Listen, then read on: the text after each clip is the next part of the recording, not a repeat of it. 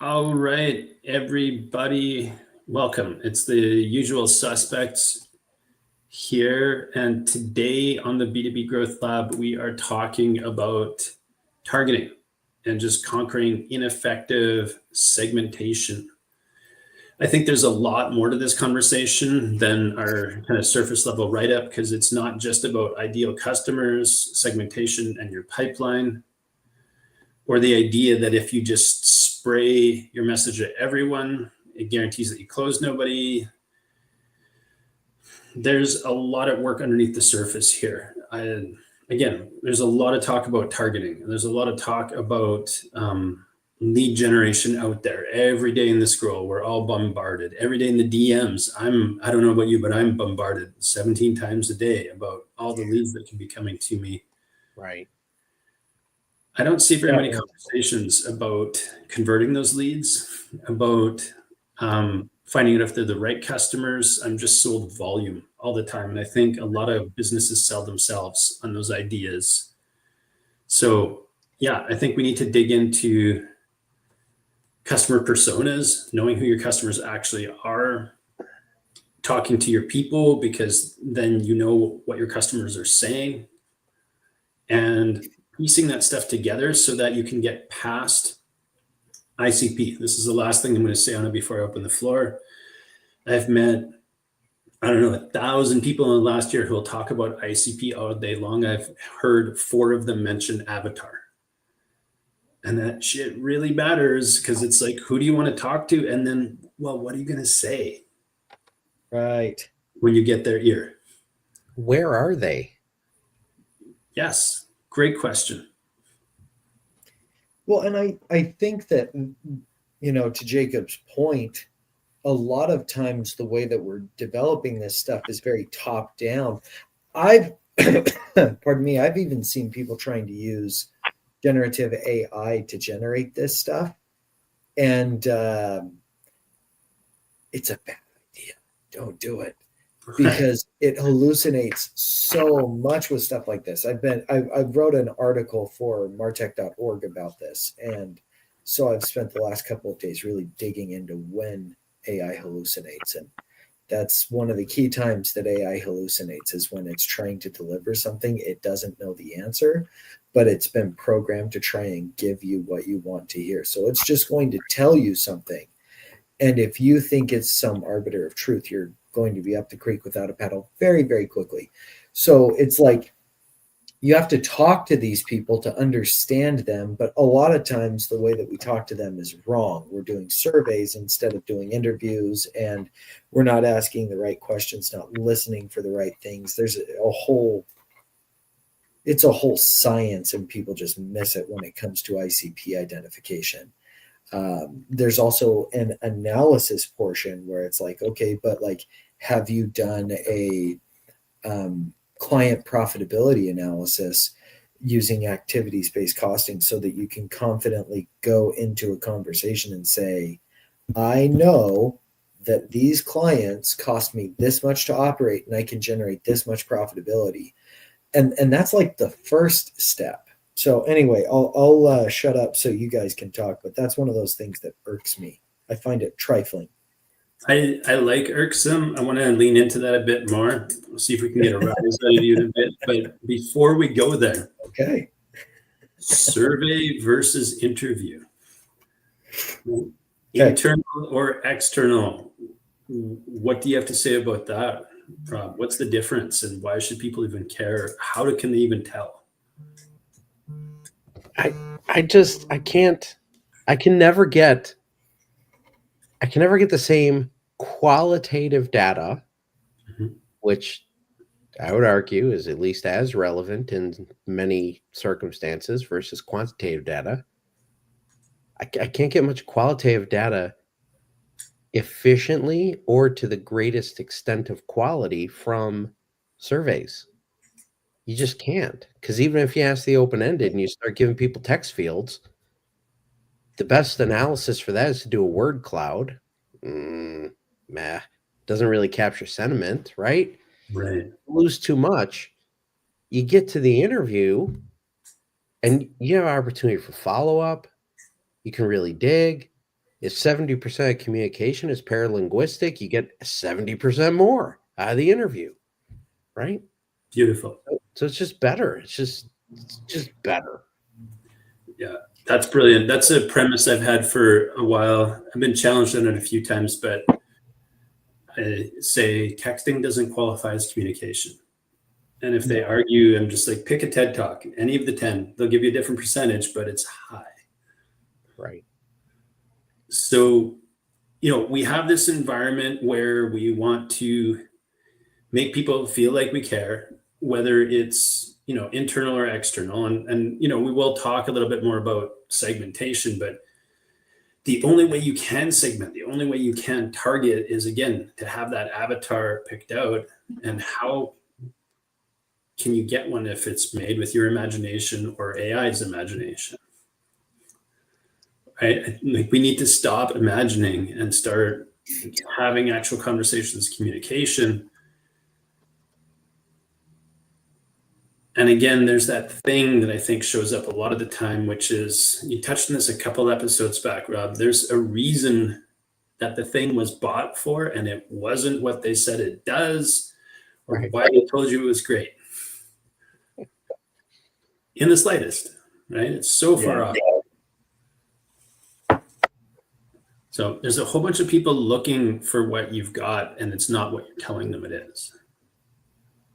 Well, and I would add to that it's not only what you're telling them it is, because you may be saying in your mind the right things, Mhm. but they have an entirely different vocabulary, grammar, syntax, all of that they use to describe the problem, right?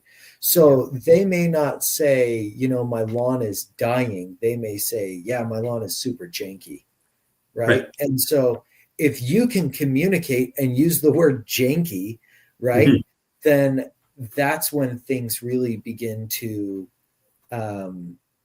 start cooking with gas. Because if you think about it this way, right, they're always on the lookout to solve their problem.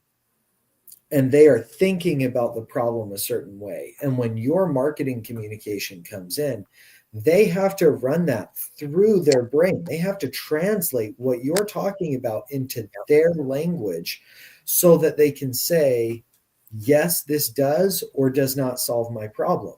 And more often than not, they will select the people who can bypass that translation process, that translation step in the purchasing process, because you're speaking their language. That's right. Yeah, I think that's super important. There's a story I've been telling for a few years. It was a story that was told to me. It could be a lie. I've got to be honest. I've never researched it properly, but I was told that these are the best stories. That on the box it said headache tablets, and the aspirin logo was like this big, because somebody figured that out. And it's like, what is this for? Like, if you're sitting in a shelf and there's two boxes and one says aspirin and one says iodine, you don't know which one's for if you're septic or if you have a headache.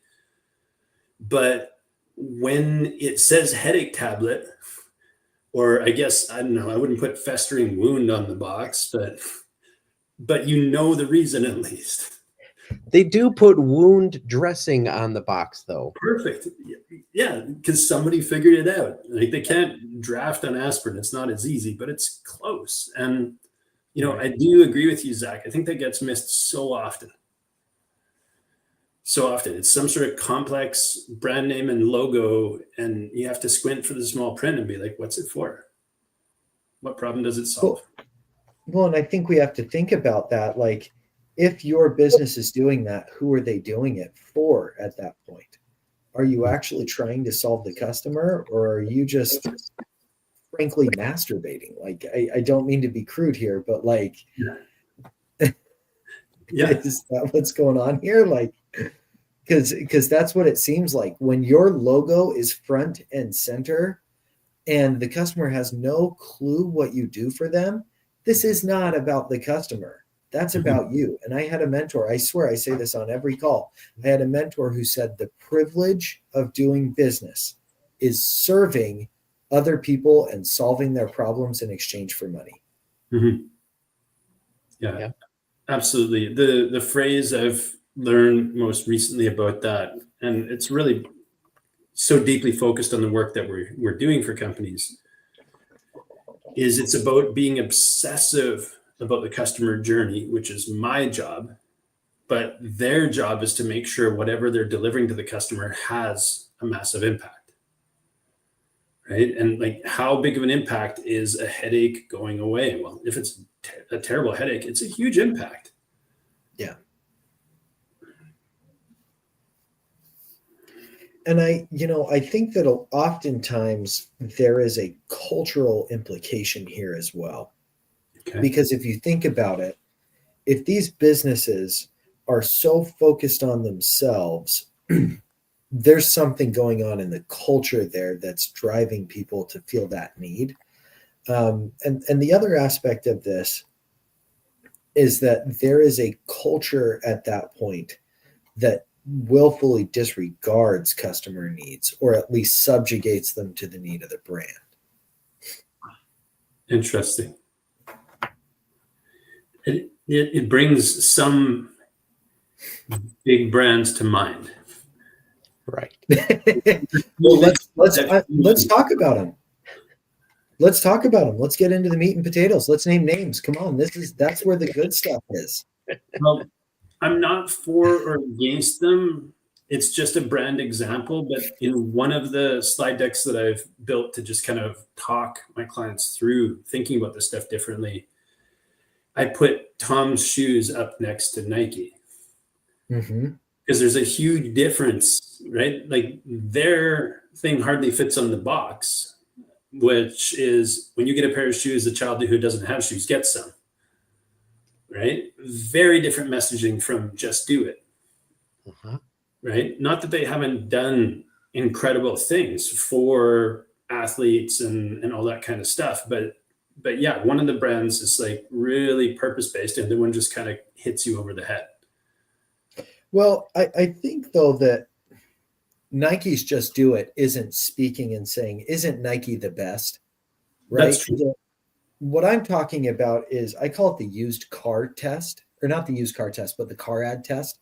Used car test is different. The car ad test.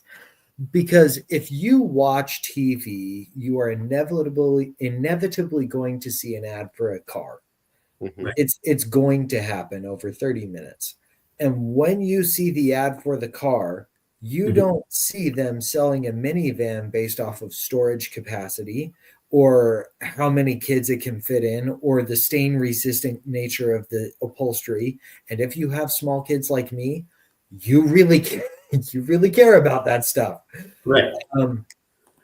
And that honestly is the major differentiator. When my wife and I were eyeing getting an SUV or a minivan, storage capacity was a major differentiator for us. Okay. And so it's like, if you start to sound like these ads, these car ads, they talk about, we've won this many awards, we've been in business this many years, our cars have this much horsepower. Who cares? Right. I'm not buying a car based off of that. They are so out of touch with their customers and why they buy, right? And so if your marketing starts to talk more about you than about your customer, speaks more about the awards that you've won than the problems that you solve, that's right, you're in for a rude awakening very quick. And they don't understand the market. They're just adopting the best practices of somebody who really does own a brand inside of cars, right? Like, just an easy win. I'm a Rolls Royce and you're not. Mm-hmm. Right? They've got such a strong brand identity that it's an either or, and they don't even have to talk about anything else, and may break down more often than so and so, but who cares? They're the top. I think a lot of these other companies are all trying to claim that they're crawling their way towards that. I think you're right, and I kind of blame my dashboard Saint Clayton Christensen for that. Okay. Everybody wants to claim that they're moving up market in terms of luxury, because for some reason luxury goods are like the thing right now. But I will tell you something. If you really want to make a fortune in housing, don't build a $2.5 million home once a Right. year. Right. Right? Like, Right. you have to target people where they're at. That's why Toyota was able to do what they did. They built cars that you could run into the ground, right? And that's why people still love them today. Yes, they've put a bunch of bells and whistles in them now because they can and because people will still buy them. But fundamentally, it's still, I need a car that I can take to 500,000 miles. My dad has a Toyota Tundra 2002. It just hit 300,000 miles. And he says, my goal is to hit 500,000 miles in this truck, right? Like, and that's not unheard of for that car. So it's like the focus is not necessarily going up market or going luxury, but Clayton Christensen talked about how these businesses, they started at the bottom end, the low end, they sold to low, he calls them the garbage of humanity, college students. Right. But you know, these people who really just can't afford much, they need something that's going to do the job well enough. And then you move up market. Well, eventually you're going to reach a homeostasis where you are really solving that job really well.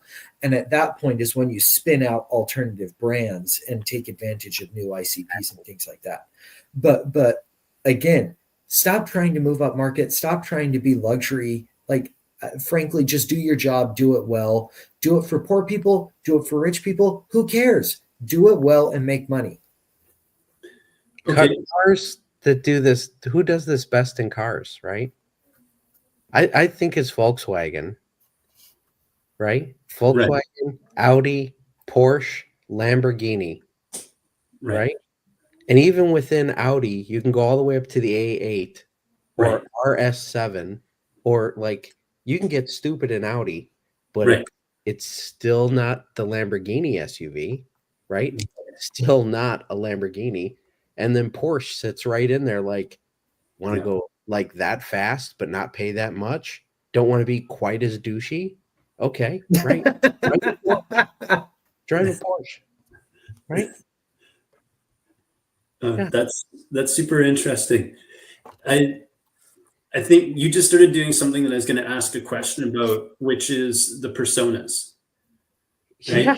When you release a series of automobiles, then you have the persona of each one. And so, you know, that's where I think we're finally starting to get into the avatar side of things. Right? Toyota, ICP, reliable. Avatar, well, let's talk for a minute.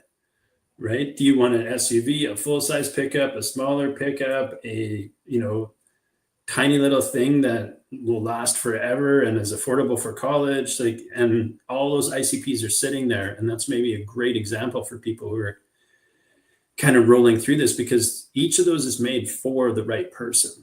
And when it's the right vehicle for them, they're going to buy it. And there's that impact that we're talking about that's missing from a lot of, I don't even want to call it targeting, right? There's a claim on like outreach and lead generation and creating inbound, but a lot of it falls short because it's not specific enough. 100%. And I would add to that a lot of businesses fall short because they reach 7 figures and they think, okay, I'm 7 figures. I know who my ICP is because I can sell to these people reliably and consistently. I have maybe a 50+% conversion rate on those leads. So I know who my ICP is. And now I can go and hypergrowth this thing. Right. And it's a huge problem because you know what I call 7 figures? The beginning. Chapter 1. Yeah. I call it chapter 1, maybe the prologue, right? Yeah. Like one of the companies here in Utah, it's called Domo. They sell business intelligence software. And they did that, what I just described.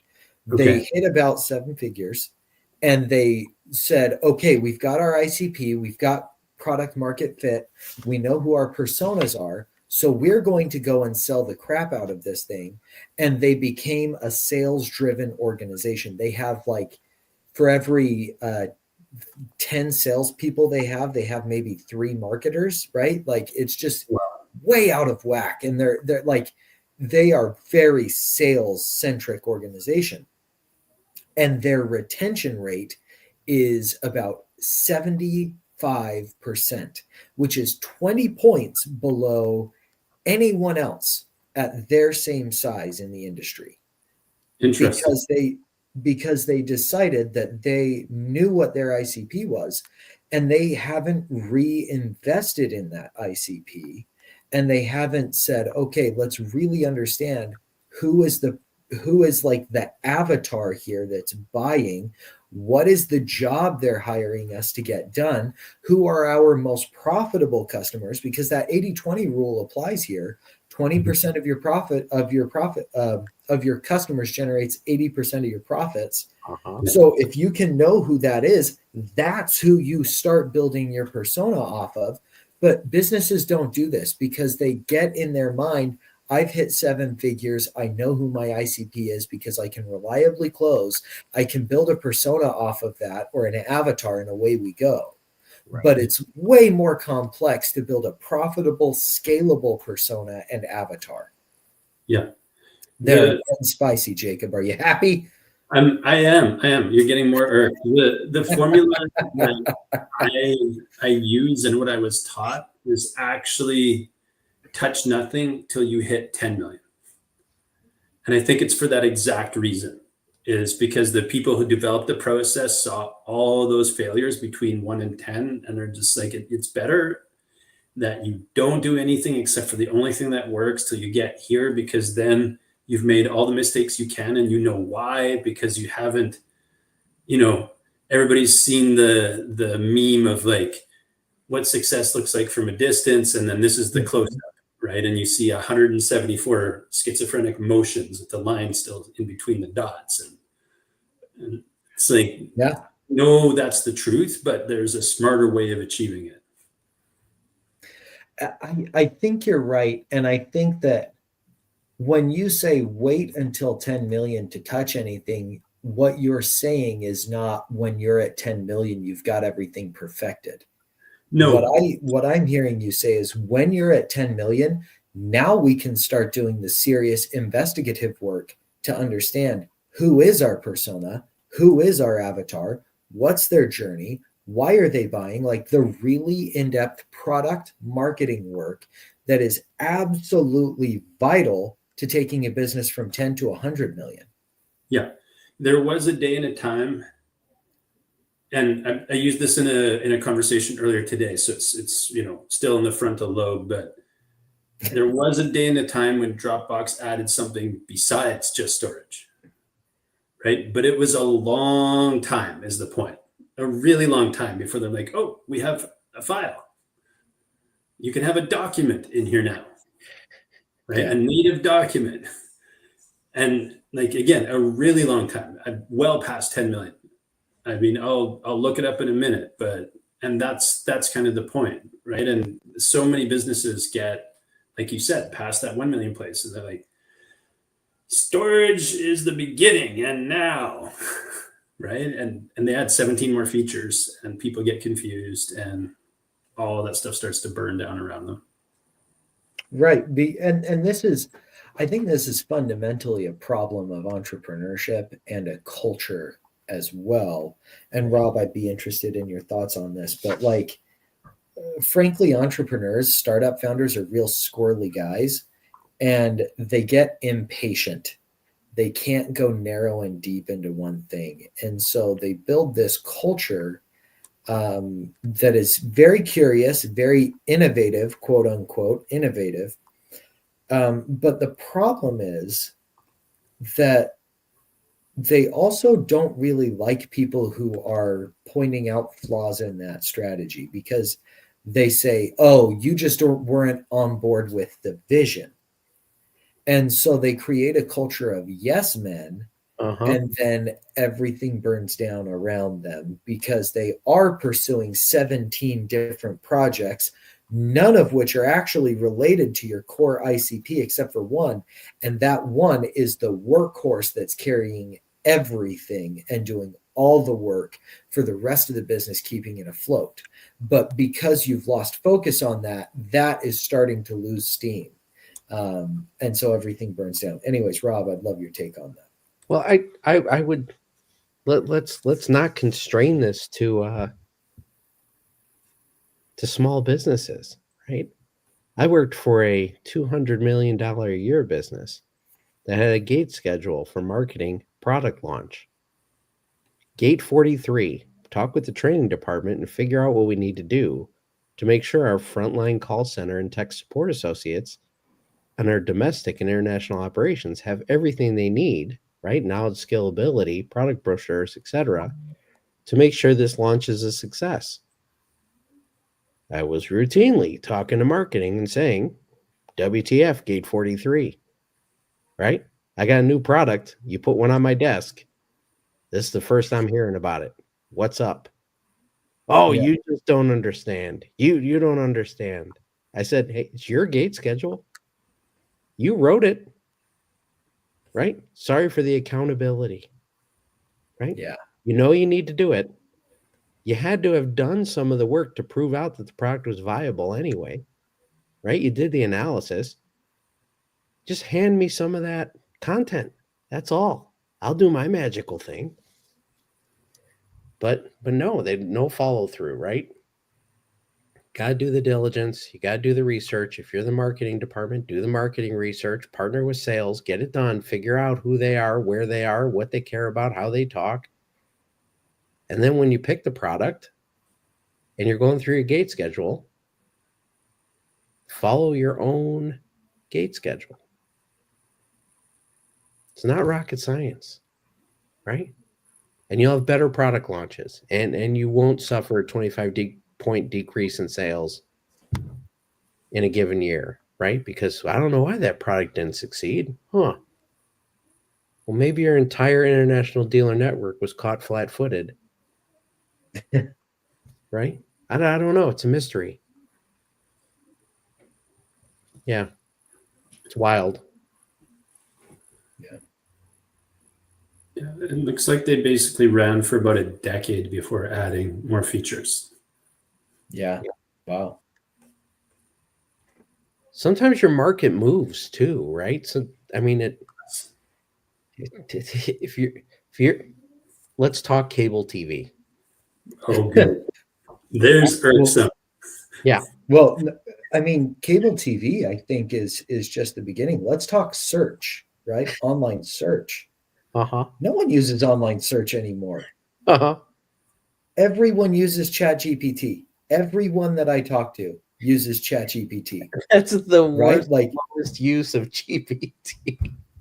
I know, but I'm just telling you, that's what they do. They use it for the short, simple, like, hey, give me a recipe for such and such. I was doing it just the other day. Give me a recipe for crepes, right? Oh. So, like, you're gonna get hallucinogenic crepes. Yes. Just a second. I see some magic mushrooms in there too. Brilliant. No, but I think that what you're talking about is exactly right. Technology shifts the way that markets do a job.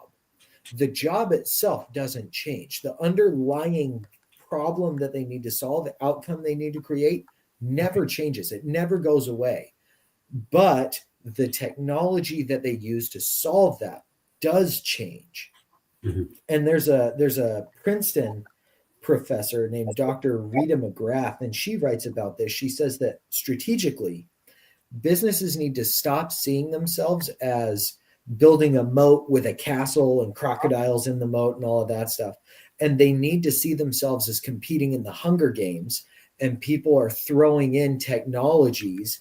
And you have to, as the CEO, say, okay, is this technology relevant to this arena or not? If it's not, get it out of here. If it is, we have to adopt it faster than anybody else, because that will give us an advantage in this arena and allow us to survive another fight. But I mean, Google had LLMs before ChatGPT premiered.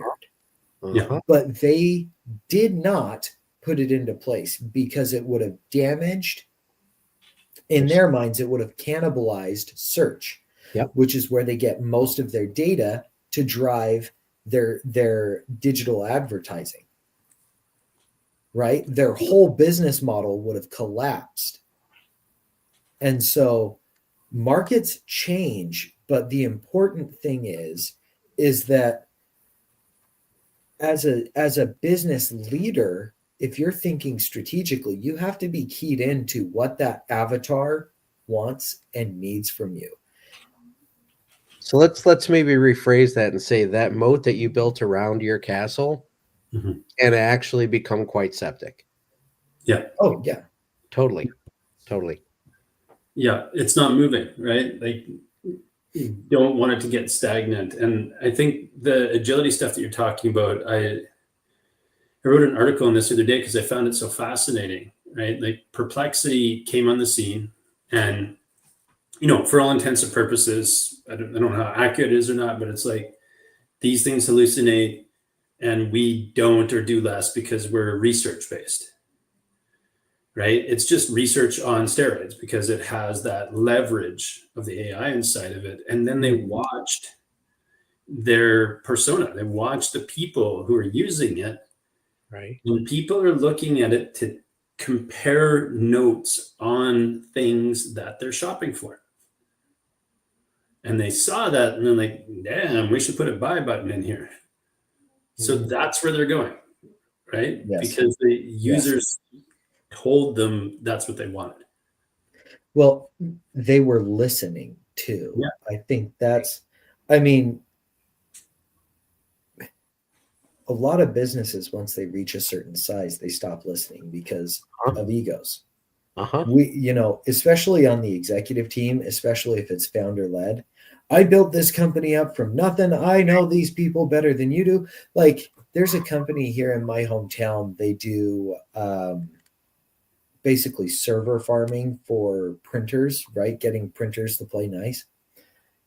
And I have people tell me, like, they would laugh during these sales presentations. They had prospects laugh because their dialogue box that they use, the interface, looked like it was from Windows 95. Right. And people would legitimately not buy this thing because they said it looks like it's from Windows 95. Like, what are you talking about? Cutting edge technology.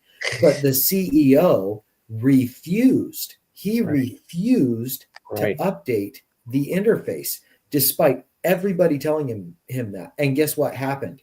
They had to rebrand as a different company, and that old printer software that they sold is now a division within that rebranded company, and it's not doing great. Interesting. I've been talking to a few businesses recently because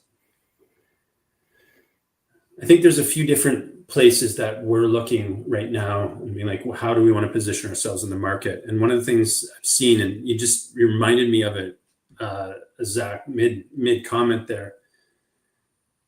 There's all these companies that are some sort of a legacy business because the boomer that did that thing, right, built it from the ground up with my own two hands. They're aging out. So either it's going to be inherited, they're trying to get somebody in the family to take it over, or, a sale of it has to happen somewhere. And what I'm seeing a lot of and hearing complaints of, and again, I think a huge market opportunity because we install operations for a living, is there's still like pen and paper and a 10-year-old website. Yes. I've heard of one company that uses emailed spreadsheets, like Excel spreadsheets that they email back and forth for project management. Oh. Wow. Oh. Wow.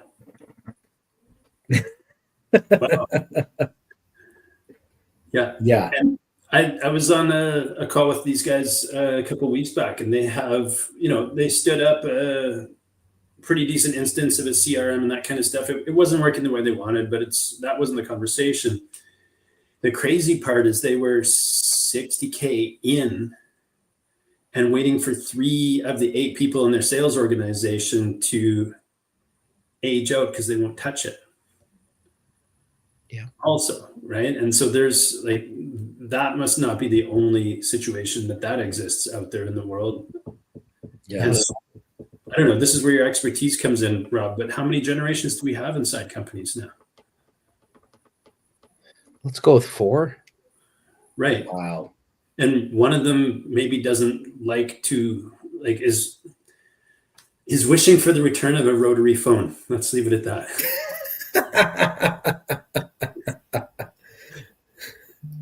And they're good at their jobs, maybe, but well, this is something that I have to push back on. I heard somebody say this, and I think it's actually very profound. Do you have 30 years of experience, or do you have 30 years of 1-year experience that you lived over and over and over again? right. I think that we are entering into a time where, yes, there is experience, but as I've talked with we'll call them experienced to be generous, but I mean, founders, business leaders who are aging out, oftentimes they're out of touch. Mm-hmm. And they can give some moderately good advice, but oftentimes they're quite out of touch with what the market looks like, what the situation on the ground is, because they've spent 30 years in corporate. Right. And so they no longer understand their customers. They no longer understand their frontline employees. And they have enough of an ego to say, just do it this way because I'll give you an example. I've read a book recently called Selling Sexy. It's about the unraveling of Victoria's Secret. Really fascinating book. And they had this guy named Ed Razik. And there were some sexual assault allegations and all of that. But one of the things that Ed did was he surrounded himself with yes men who would always say, right again, Ed, right again, Eddie. You got it. You nailed it, Eddie. And the problem is that as the market was shifting and market sentiment was, I don't want to see these sexy Victoria's Secret angels. I want to see women who look like me telling a story about how Victoria's Secret helped them feel confident and sexy. They missed the bus. Right. And as a result, other brands have come in somewhat and taken that mantle up. Not many, but other brands have come in and started to take up that mantle of, we recognize that women buy this lingerie because they want to feel empowered, confident, and sexy. And there are a billion different ways that we can market and message this, but that's why they're buying this. And it doesn't matter your age. It doesn't matter your ethnicity. It doesn't matter your weight. We can help you do that. And again, because you have people at the top who had maybe 6x 5 years of experience, right? Then they're not really seeing the patterns that they should have. They're not really laying the groundwork that they should have. And they're missing these key market signals that led to the unraveling of what was like the top specialized, the top example of specialized retail in the United States. Right. Right. And there's that impact right there, right? Like the impact for the customers, they want to feel great versus that brand is built around, I guess, the unconscious signaling of everybody should look like this. Right. Right. If you don't look like this, you should feel bad about yourself. That's how a lot of people intuited and interpreted on the tail end, the Victoria's Secret angels. In the beginning, it was aspirational. By the end, it was like demotivating for people. Yeah. I'm Rolls Royce and you're not. Right. Right. And if you're going to say that, I'm Rolls Royce and you're not, then you can't charge Victoria's Secret prices and have Victoria's Secret quality. Yeah. Right? Yeah. Yeah. That's there's something for everyone. Right. No, exactly. Yeah. And I think that, and I know I'm going to be this person in 30 years, whatever, but it's like, we don't want our organizations led by someone who's got 30 years of 1 year experience or, you know, 6x 5 years of experience. They've lived the same 5 years over and over and over again. Right. And we don't want that with our we definitely don't want them leading our revenue, because they will make poor decision after poor decision after poor decision. I was talking with a guy just today who said, you know, I've been in outbound basically my whole career, outbound marketing. And, you know, I know that outbound is it's losing its effectiveness. Yeah. It's the efficacy is going down, but I'll tell you, like, I still think it's got a part in every strategy. To me, that's like every company needs to have mailers. What? Like, do they really? Are you sure about that?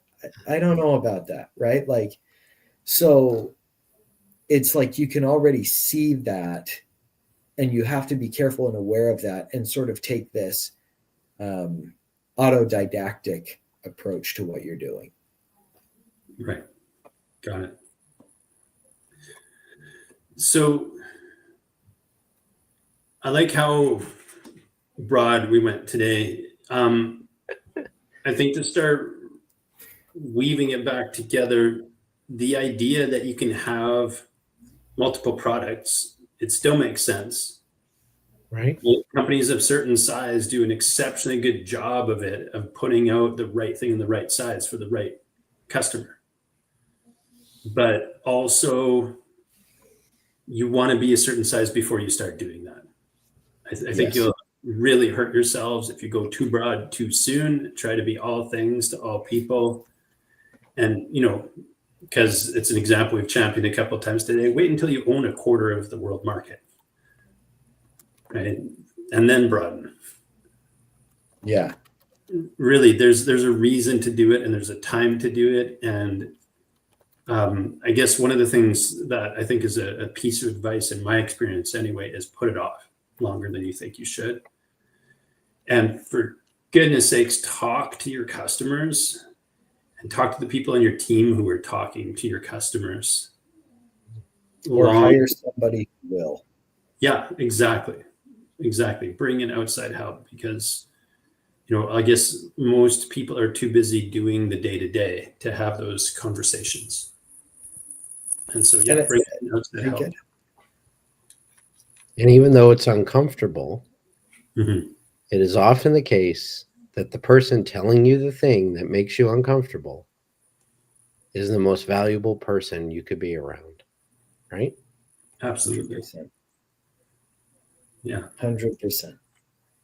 So maybe that's that thing, right? Like when you're surrounded by yes men, you give that person who pushes back a raise. Right. Yeah.